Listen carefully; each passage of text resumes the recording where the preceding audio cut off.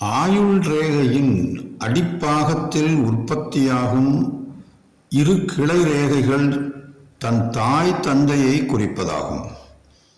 சந்திரமேட்டின் பகுதியில் உள்ள கங்கணமேட்டை நோக்கி செல்லும் கிளை ரேகை தந்தை ரேகையாகும்.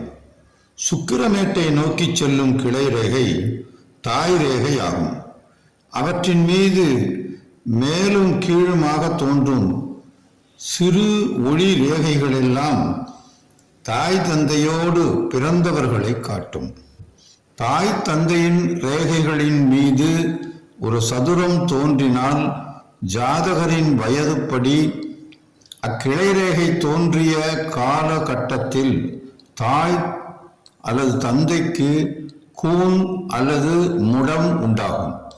அந்த ரேகை துண்டுபட்டு தொடர்பற்று மங்கி இருந்தால் தாய் தந்தைக்கு மரணம் நேரும்.